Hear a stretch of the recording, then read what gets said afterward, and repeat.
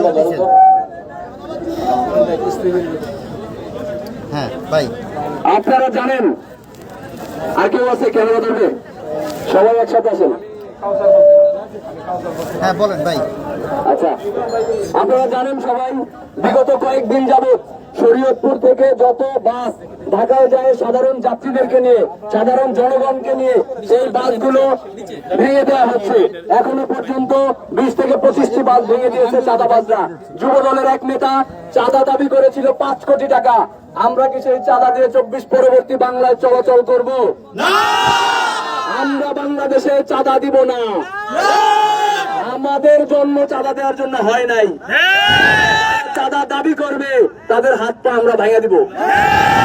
যদি প্রশাসন সরকার ব্যর্থ হয় আমরা কিন্তু সঠিকভাবে পদক্ষেপ নেব। সরকার যদি এটি নিয়ে কোনো তালবাহানা করে, এটি নিয়ে কোনো নাটক করে, আমরা কিন্তু সিনেমা করে দিব। আমরা আজকে ট্রেইলার দেখাইলাম, পূর্ণাঙ্গ সিনেমা বাকি আছে। আপনারা জানেন সেই চাঁদাবাজ যুবদলের নেতাকে ইতিমধ্যে বিএনপির পক্ষ থেকে বহিষ্কার করা হয়েছে।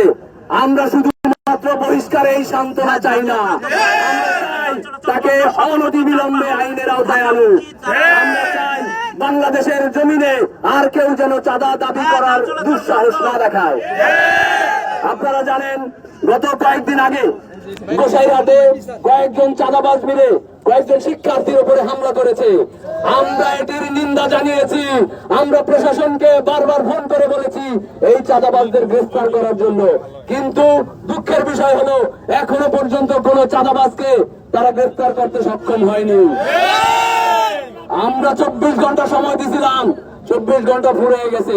সুতরাং প্রশাসন এখন আমাদেরকে কথা বললেই আমরা শুনবো, ব্যাপারটা এরকম না। আমাদের গায়ে প্রচুর রক্ত, এখনো পর্যন্ত 2 ব্যাগ করে রক্ত সবাই দিতে পারবো। রক্ত দেওয়ার জন্য প্রস্তুত আছি।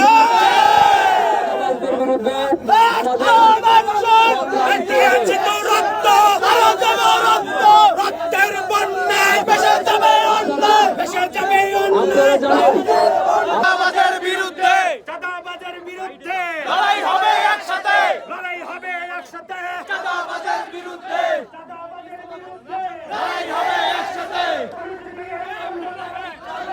চলবে না, বন্ধ করা যাবে না, পুলিশ দিয়ে আন্দোলন বন্ধ করা যাবে না, বন্ধ করা যাবে না, পুলিশ দিয়ে আন্দোলন বন্ধ করা যাবে না, মামলা করে